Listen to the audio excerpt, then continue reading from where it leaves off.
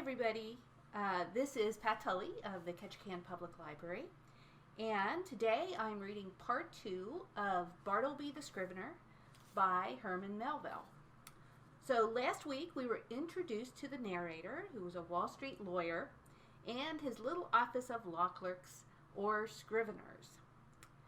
A new clerk had just been hired, Bartleby, who had started to exhibit some pretty bizarre behavior. So as we begin this week's reading, our narrator has asked Bartleby to proofread an important document. "I would prefer not to," answered Bartleby, and then he returned to his desk. So we begin.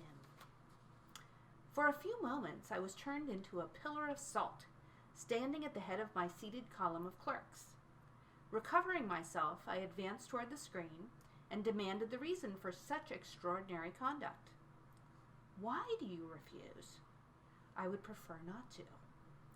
With any other man, I should have flown outright into a dreadful passion, scorned all further words, and thrust him ignominiously from my presence. But there was something about Bartleby that not only strangely disarmed me, but in a wonderful manner touched and disconcerted me. I began to reason with him. "These are your own copies we are about to examine. It is labor-saving to you because one examination will answer for all 4 papers. It is common usage. Every copyist is bound to help examine his copy. Is it not so? Will you not speak? Answer!" "I prefer not to," he replied in a flute-like tone. It seemed to me that while I had been addressing him, he carefully revolved every statement that I had made, fully comprehended the meaning, could not gainsay the irresistible conclusions, but at the same time, some paramount consideration prevailed with him to reply as he did. "You are decided, then, not to comply with my request, a request made according to common usage and common sense?" He briefly gave me to understand that on that point my judgment was sound. Yes, his decision was irreversible. It is not seldom the case that when a man is browbeaten in some unprecedented and violently unreasonable way, he begins to stagger in his own plainest faith. He begins, as it were, vaguely to surmise that, wonderful as it may be, all the justice and all the reason is on the other side.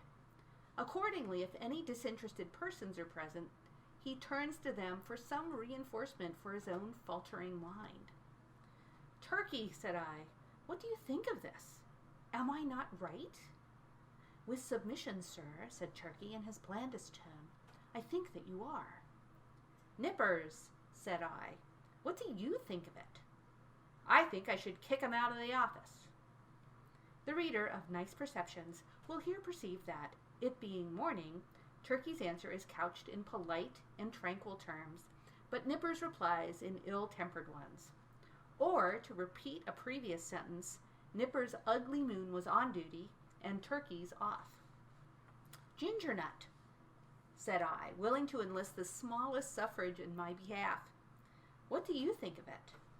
"I think, sir, he's a little loony," replied Ginger Nut with a grin. "You hear what they say," said I, turning toward the screen. "Come forth and do your duty." But he vouchsafed no reply. I pondered a moment in sore perplexity, but once more business hurried me. I determined again to postpone the consideration of this dilemma to my future leisure. With a little trouble we made out to examine the papers without Bartleby, though at every page or two Turkey deferentially dropped his opinion that this proceeding was quite out of the common, while Nippers, twitching in his chair with a dyspeptic nervousness, ground out between his set teeth, occasionally hissing maledictions against the stubborn oaf behind the screen. And for his, Nippers', part, this was the first and the last time he would do another man's business without pay. Meanwhile, Bartleby sat in his hermitage, oblivious to everything but his own peculiar business there. Some days passed, the scrivener being employed upon another lengthy work. His late remarkable conduct had led me to regard his ways narrowly. I observed that he never went to dinner, indeed that he never went anywhere. As yet, I had never, to my personal knowledge, known him to be outside of my office.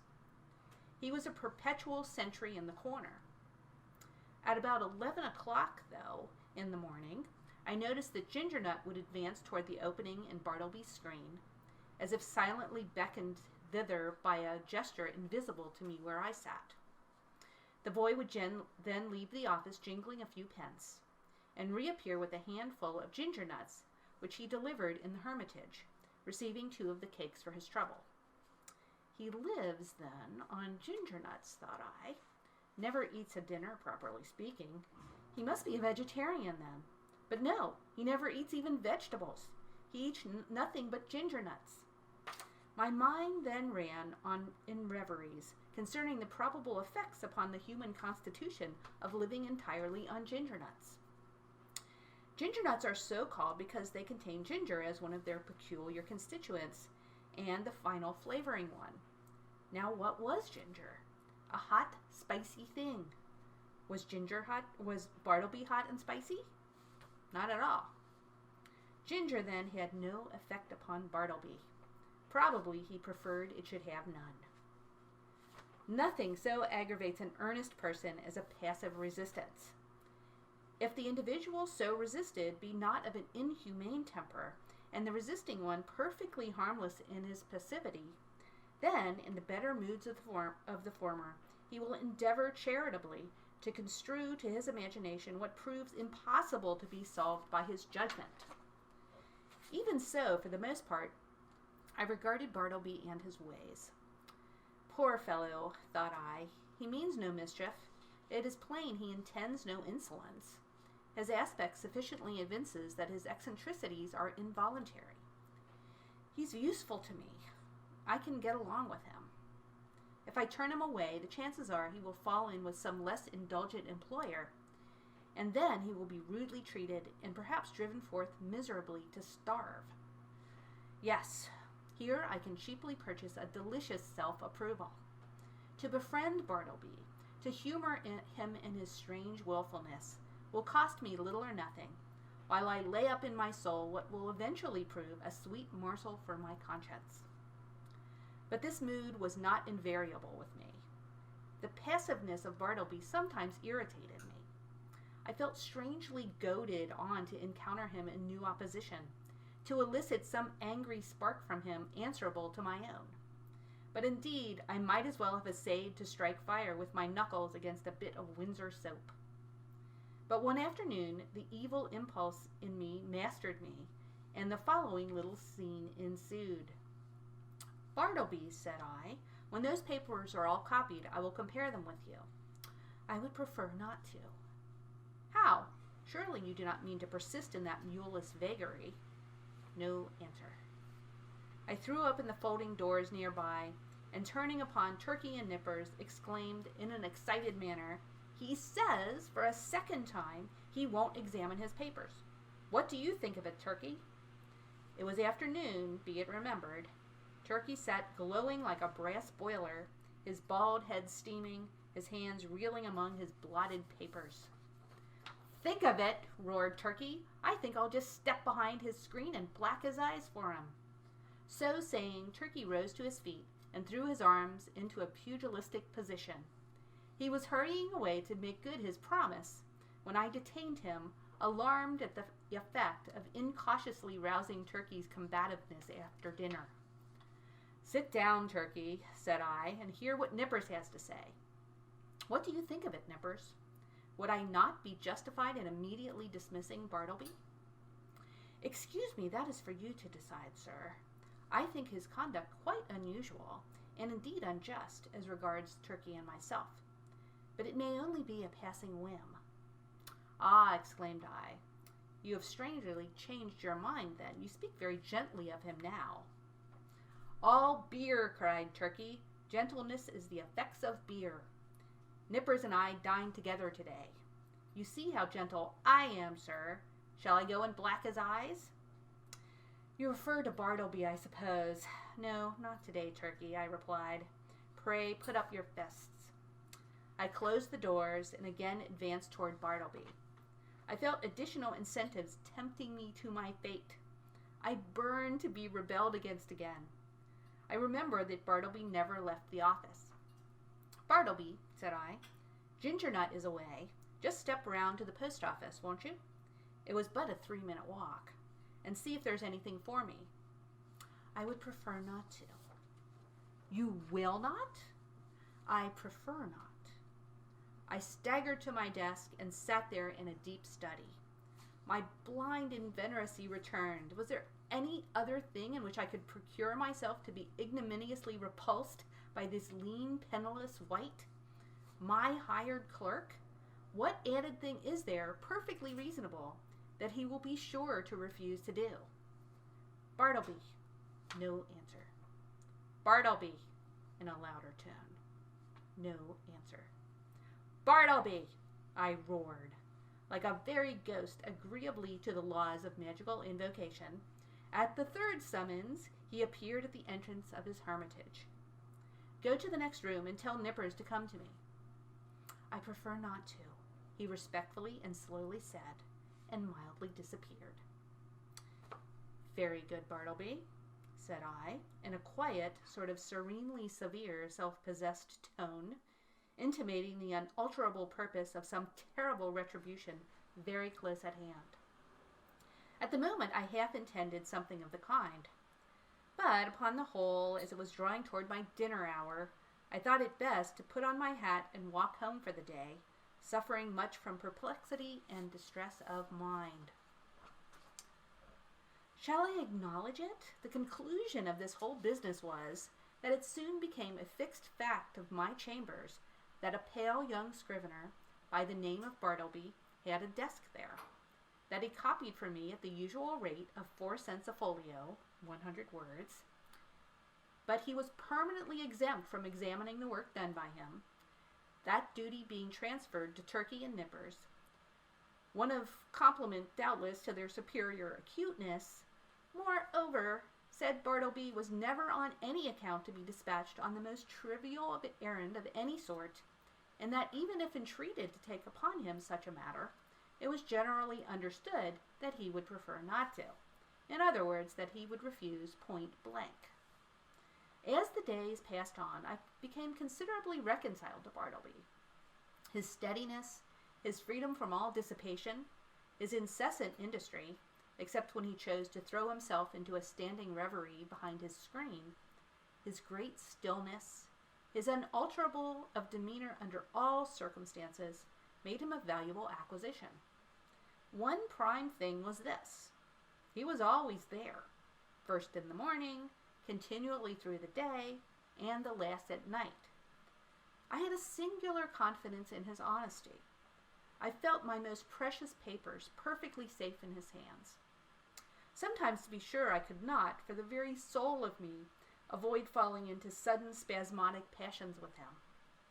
For it was exceeding difficult to bear in mind all the time those strange peculiarities, privileges, and unheard of exemptions, forming the tacit stipulation on Bartleby's part under which he remained in my office. Now and then, in the eagerness of dispatching pressing business, I would inadvertently summon Bartleby, in a short, rapid tone, to put his finger, say, on the incipient tie of a bit of red tape with which I was about compressing some papers. Of course, from behind the screen, the usual answer, "I prefer not to," was sure to come, and then how could a human creature with the common infirmities of our nature refrain from bitterly exclaiming upon such perverseness, such unreasonableness? However, every added repulse of this sort, which I received, only tended to lessen the probability of my repeating the inadvertence. Here it must be said that according to the custom of most legal gentlemen occupying my chambers in densely populated law buildings, there were several keys to my door. One was kept by a woman residing in the attic, which person weekly scrubbed and daily swept and dusted my apartments. Another was kept by Turkey for convenience sake. A third I sometimes carried in my own pocket. A fourth I knew not who had. Now, one Sunday morning I happened to go to Trinity Church to hear a celebrated preacher, and finding myself rather early on the ground, I thought I would walk around to my chambers for a while.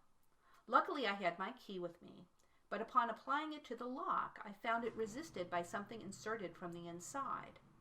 Quite surprised, I called out, when to my consternation a key was turned from within, and, thrusting his lean visage at me, and holding the door ajar, the apparition of Bartleby appeared, in his shirt sleeves, and otherwise in a strangely tattered dishabille, saying quietly that he was sorry, but he was deeply engaged just then, and preferred not to admitting me at present. In a brief word or two, he moreover added that perhaps I had better walk around the block 2 or 3 times, and by that time he would probably have concluded his affairs. Now the utterly unsurmised appearance of Bartleby, tenanting my law chambers of a Sunday morning, with his cadaverously gentlemanly nonchalance, yet withal firm and self-possessed, had such a strange effect upon me, that incontinently I slunk away from my own door, and did as desired, but not without sundry twinges of impotent rebellion against the mild effrontery of this unaccountable Scrivener. Indeed, it was his wonderful mildness chiefly, which not only disarmed me, but unmanned me, as it were. For I considered that one for a time is a sort of unmanned when he tranquilly permits his hired clerk to dictate to him and order him away from his own premises. Furthermore, I was full of uneasiness as to what Bartleby could possibly be doing in my office in his shirt sleeves, and in an otherwise dismantled condition of a Sunday morning. Was anything amiss going on? Nay, that was out of the question. It was not to be thought of for a moment that Bartleby was an immoral person. But what could he be doing there? Copying? Nay, again, whatever might be his eccentricities, Bartleby was an eminently decorous person. He would be the last man to sit down to his desk in any state approaching to nudity. Besides, it was Sunday, and there was something about Bartleby that forbade the supposition that he would be, by any secular occupation, violate the proprieties of the day. Nevertheless, my mind was not pacified, and full of a restless curiosity. At last I returned to the door. Without hindrance, I inserted my key, opened it, and entered. Bartleby was not to be seen. I looked around anxiously, peeped around his screen, but it was very plain that he was gone. Upon more closely examining the place, I surmised that for an indefinite period, Bartleby must have ate, dressed, and slept in my office, and that too without plate, mirror, or bed. The cushioned seat of a rickety old sofa in one corner bore the faint impress of a lean, reclining form. Rolled away under his desk, I found a blanket. Under the empty grate, a blacking box and brush. On a chair, a tin basin with soap and a ragged towel. In a newspaper, a few crumbs of ginger nuts and a morsel of cheese. Yes, I thought, it is evident enough that Bartleby has been making his home here, keeping bachelor's hall all by himself. Immediately then, the thought came sweeping across me, what miserable friendlessness and loneliness are here revealed. His poverty is great, but his solitude, how horrible. Think of it. Of a Sunday, Wall Street is as deserted as Petra. Every night of every day, it is an emptiness. The building, too, which of weekdays hums with industry and life, at nightfall echoes with sheer vacancy, and all through Sunday is forlorn. And here Bartleby makes his home, sole spectator of a solitude which he has seen all populous, a sort of innocent and transformed Marius brooding among the ruins of Carthage. For the first time in my life, a feeling of overpowering, stinging melancholy seized me. Before, I had never experienced aught but a not unpleasing sadness. The bond of a common humanity now drew me irresistibly to gloom. A fraternal melancholy, for both I and Bartleby were sons of Adam. I remembered the bright silks and sparkling faces I had seen that day, in gala trim, swan-like sailing down the Mississippi of Broadway, and I contrasted them with the pallid copyists, and thought to myself, ah, happiness courts the light. so we deem the world is gay. But misery hides aloof, so we deem that misery there's none. These sad fancyings, chimeras no doubt of a sick and silly brain, led on to other and more special thoughts concerning the eccentricities of Bartleby. Presentiments of strange discoveries hovered round me. The Scrivener's pale form appeared to me laid out among uncaring strangers in its shivering winding sheet. Suddenly I was attracted to Bartleby's closed desk, the key and open sight left in the lock. I mean no mischief, seek the gratification of no heartless curiosity, thought I. Besides, the desk is mine, and its contents too, so I will make bold to look within. Everything was methodically arranged, the papers smoothly placed. The pigeonholes were deep, and removing the files of documents, I groped into their recesses. Presently I felt something there and dragged it out. It was an old bandana handkerchief, heavy and knotted. I opened it and saw it was a savings bank. I now recalled all the quiet mysteries which I had noted in the man. I remembered that he never spoke but to answer, that though at intervals he had considerable time to himself, yet I had never seen him reading, no, not even a newspaper, that for long periods he would stand looking out at his pale window behind the screen, upon the dead brick wall.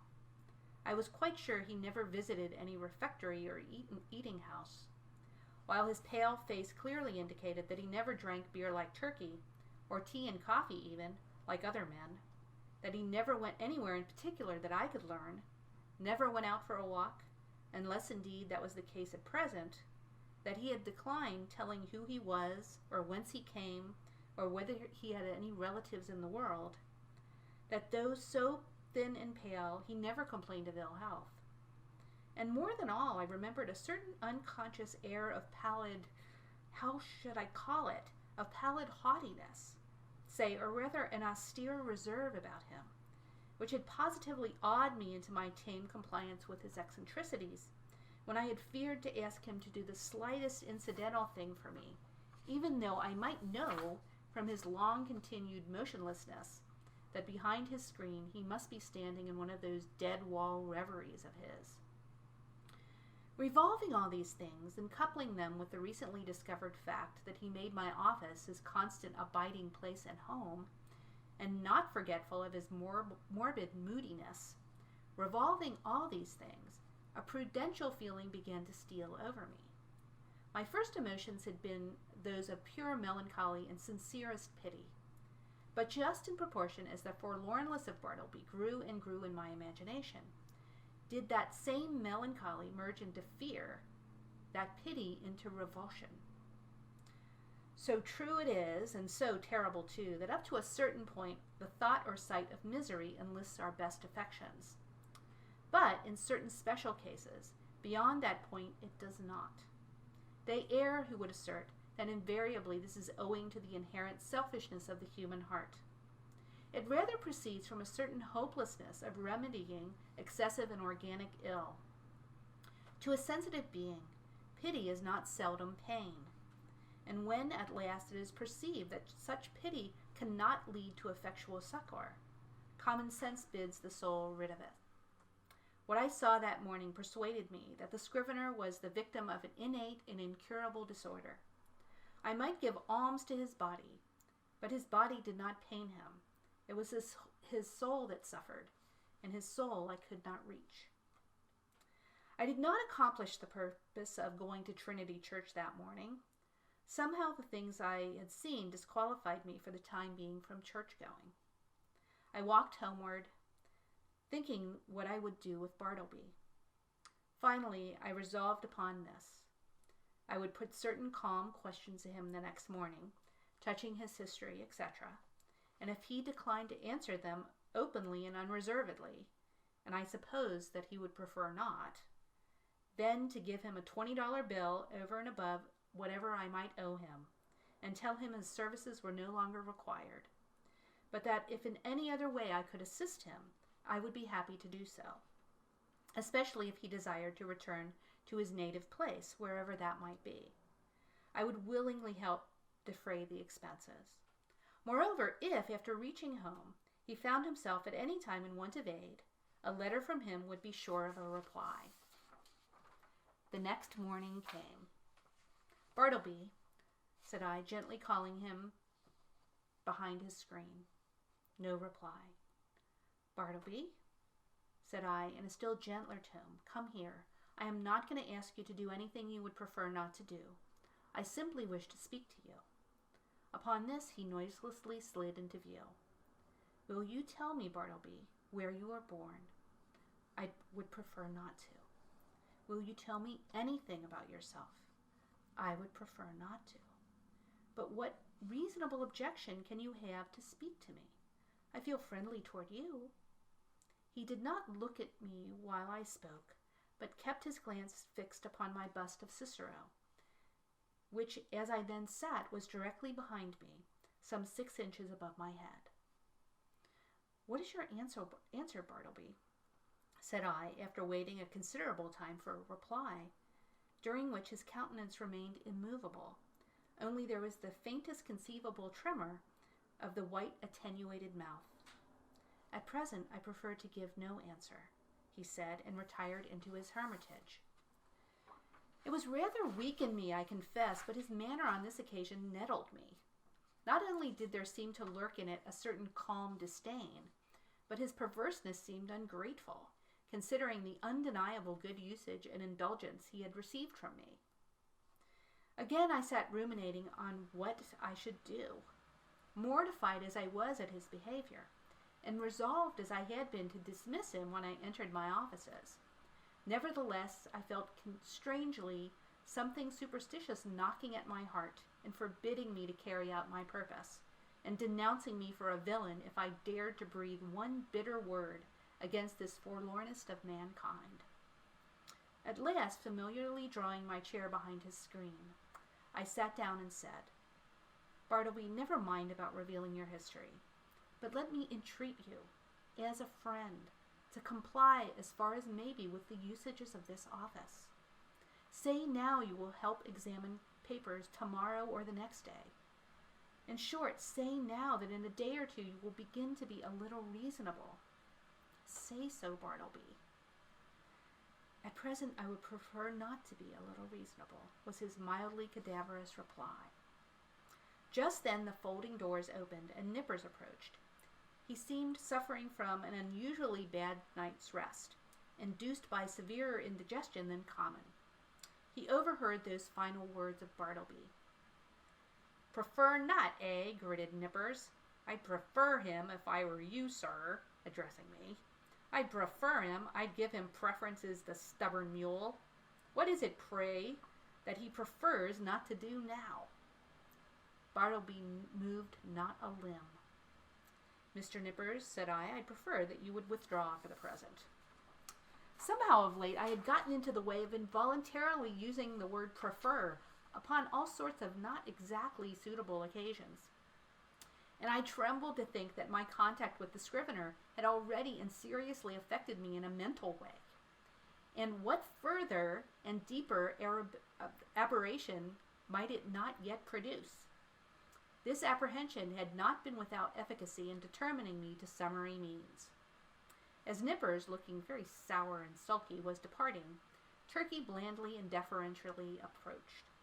"With submission, sir, yesterday I was thinking about Bartleby here, and I think that if he would but prefer to take a good quart of good ale every day, it would do much toward mending him and enabling him to assist in examining his papers."